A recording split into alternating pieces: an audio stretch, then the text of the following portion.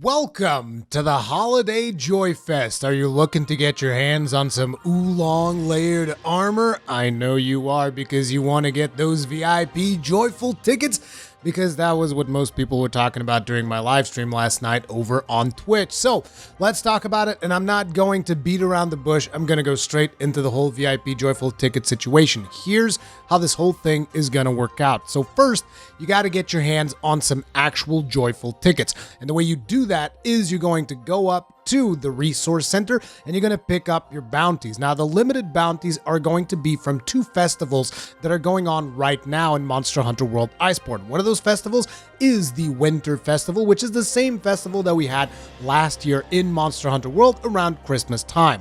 Those are not super important, but you still need to make them because the limited bounties reward is going to give you, I think, 2 joyful tickets. So you want to make sure that you do all of your limited bounties, including the Winterfest ones, even though you might not want those Winterfest tickets. Now, depending on when you watch this video, the limited bounties may have changed, but the current bounties are complete 2 event quests, which is fairly easy, hunt 2 Piscine Wyverns, which, by the way, there is an event quest where you can hunt 2 Beatotus. You can go ahead and do that one, and that will give you progress towards the event limited quest, the hunt Piscine Wyvern quest, as well as the Hoarfrost Reach quest. So that gives you a lot of progression right there. Then there's also slaying an Elder Dragon. That should be fairly easy to do. There's the general Hoarfrost Reach quest, which requires that you do 2 Hoarfrost Reach quests. There's the Hunt Stygian Zinogre quest, which again, you can do an event quest for this, which is like the Horizon Zero Dawn event quest, for instance, and that'll give you a Stygian Zinogre, as well as Hoarfrost Reach progression, as well as event progression. So doing the 2 Beatotus quest plus the Stygian Zinogre will knock out your events, your Hunt Piscine Wyverns, your Hoarfrost Reach, and your Stygian Zinogre, leaving you with only Slay an Elder Dragon, which shouldn't even be that hard. You can just do a Safi Jiva, boom, done, and you have all of your limited bounties complete. And at this point, you will have 2 joyful tickets from the limited bounty plus 2 more from completing Hoarfrost Reach and Stygian Zinogre. That's 4 joyful tickets, but you're going to need 1 more. So you're going to want to go ahead and collect your daily login bonus. And because we are during the Holiday Joy Fest, you're going to get another joyful ticket. That gives you 5 joyful tickets. You then take your ass down to the smithy and craft yourself the Oolong set, the armor set. And you guys are like, but Rurikhan, I want the layered armor. I don't want this armor, dude. I don't want to use this. I have my own sets that I got to do. And I understand what you guys are going for, but listen, you need to equip this because the set bonus of that armor is what is going to get you the VIP joyful tickets. So go ahead, craft that armor and do whatever set you feel like doing. Try to optimize something around whatever weapon you happen to use. But here's the kicker. From that point onwards, after you get that armor, probably you might want to upgrade it depending on what type of quest you want to be doing. But after you upgrade that armor, go and do any quest. It can be a low rank quest, it can be a high rank quest, it can be an SOS quest, and any quest that you do is going to give you a chance at getting a VIP joyful ticket. It's not 100% guarantee, but everything you do after you equip the Oolong set is going to give you a chance at getting a joyful ticket. You can also get like only a smaller chance by crafting like I think the 3-piece set bonus of the Oolong set, but ideally I would go for the full whammy, because even with the full whammy so far I've only gotten about 4 VIP joyful tickets. And again, I haven't really done all that many quests with it, but that is how you get your VIP joyful tickets, of which you are going to need 5 in order to craft the layered Oolong set that I know a lot of people are going to want to get. So that is how you get VIP joyful tickets. But that is not the only thing that matters in this particular event, because after that, you also have a couple of new things in the Steamworks. So hopefully you guys have been saving your fuel to completely burn it all on this event, because it is going to give you these additional rewards called melding tickets. I believe that some of the stuff actually gets upgraded as well. Like I think before the Steamworks was giving us max potions, and now it's actually giving us ancient potions. I'm not 100% sure on this because I don't really, actively go to the Steamworks. I just kind of like press R2 and let it go. But I do believe that before we were getting max potions, and now we are getting ancient potions. So a bit of an upgrade there. And I think that there might be a couple of more items that we are getting that are upgraded. But anyways, getting back to the whole melding ticket situation, there's going to be 3 qualities of melding tickets. There's the steel melding ticket, there's the silver melding ticket, and there's the gold melding ticket. Now, steel and silver, I believe, are only going to really be important if you still need decorations from the original Monster Hunter world, which is not really my case. I'm looking for those tier 4 decos, baby. But if you guys still need the older decoration, like maybe you still need a critical decoration, maybe you still need a tenderizer decoration. I've heard a lot from people that say, I still don't have a Mind's Eye, I still don't have a guard up. Those are the things that you want to be getting. And then you take your tickets to the melder, and then you meld that, I believe it is in Guild Alchemy, and you'll be able to go ahead and meld those tickets into decorations, and maybe you'll get lucky, maybe you'll pick up the decos that you've been missing on. And this is a pretty decent system because, you know, everybody usually has fuel from doing the guiding lands, and then you just like go into the Steamworks, you get that fuel going, boom, get your tickets, go in there and meld them. Now, the gold tickets is actually what you really want if you're looking after endgame stuff like the Expert +4 deco, or you know, the +2 Agitator deco, and other rarity decorations that people are still looking for. I know that I still don't have my Expert one. The thing is, the gold ticket does not come as often as you would like. So there's another mechanic involved here, which is if after you craft your layered Oolong set or whatever, and you're like, okay, so I'm done, I don't have to use my Oolong set anymore, you might want to reconsider that, because if you keep running the Oolong set and you keep, you know, working on some quests, maybe you got some optional quests to do, I don't know, but, you know, stuff that you don't need, like your top tier equipment, you can go in with the Oolong set, maybe do some SOSs or something like that.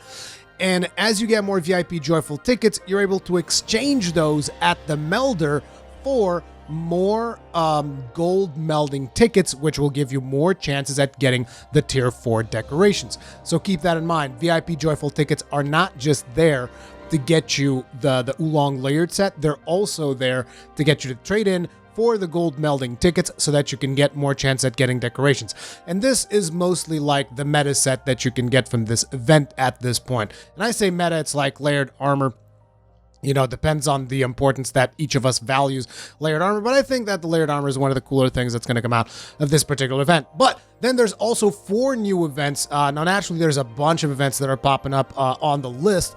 A lot of those are basically bonus master rank and hunter rank. So, you know, if you want to get some of that, go ahead and get it. But the ones that actually give unique things, I'll tell you which ones they are. The first one in the list is Duffel Duty. Now, Duffel Duty, you basically have to go into the Hoarfrost Reach and capture 8 penguins or something. And after you get those, they're going to give you a couple of tickets. I don't remember how many tickets it is, but you get to craft a penguin mask. So that's Duffel Duty. Then there's Scores of Ores. This is going to be a tempered Brocky. And whenever you defeat him, you're going to get tickets to go ahead and craft a pickaxe longsword. I believe you need 3 tickets to craft the base version plus the upgrade, because that's 2 tickets for the base version, then another one for the upgrade. That'll let you craft the pickaxe longsword. It is not meta at all. It's just a joke weapon, so you can still use it mostly for fun.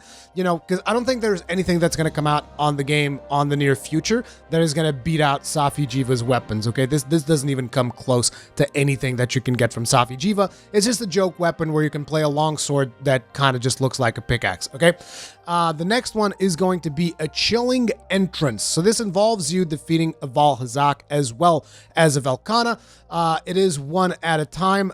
So basically you kill the Valhazak, then the Velkhana comes in, you kill the Velkhana, boom. It's super easy because they're not even tempered. Just make sure to take your 3 miasma or fluvial resistance, whatever you want to call it. Take your 3 of fluvial resistance into the first part of that quest so that you can fight Val comfortably. Shouldn't really have too many problems with it, but this particular quest gives you the anime looking scarf, which is basically a scarf that you put on your character. It's got 1 point of resentment. It's got 2 tier 4 decorations. I can actually see this making its way onto a couple of sets legitimately, but I don't know exactly what those sets are going to be, because me personally, I've just been running set bonuses on top of set bonuses on top of set bonuses, and like all of my sets just carry a bunch of set bonuses. Even if it isn't like the most meta thing, I just like having set bonuses now that you can kind of like juggle those with the Safi Jiva weapon, right?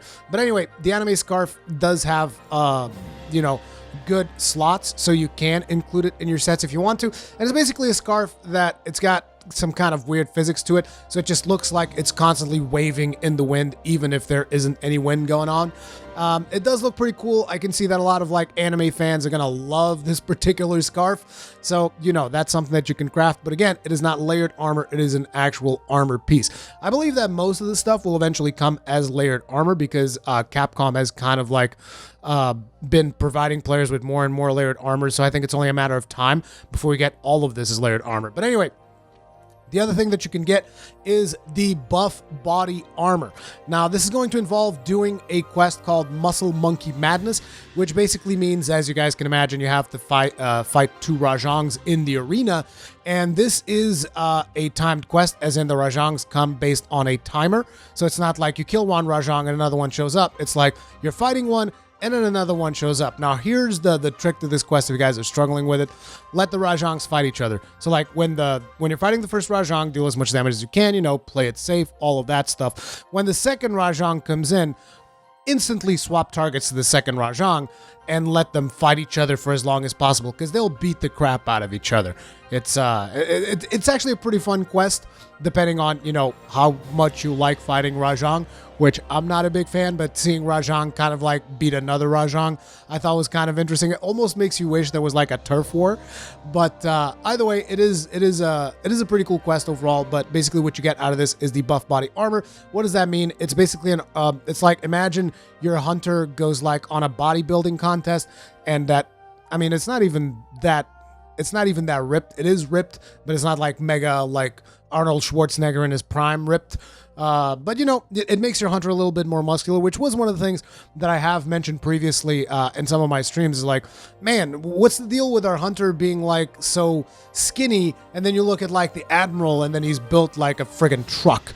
Like, you know, so this kind of like addresses that, I guess, but ultimately it is still actual armor. It's not layered armor, so you'll have to decide whether or not it is something that you want to use. It's not something, unfortunately, as a Gunlance main, most of these things are just fun little things to get, but it's not really things that I actually get to use, because the Gunlance main, you know, you're just stuck to that 3-piece Zora, man. That 3-piece Zora life.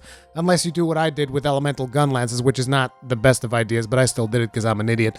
But anyway, that is going to be it for this video. If you guys enjoyed it, make sure to leave a like on there. If you guys did not enjoy it, dislike it. Let me know what you guys think about this new event in the comment section down below. Thank you very much for watching. Stay strong, and may your shields never break.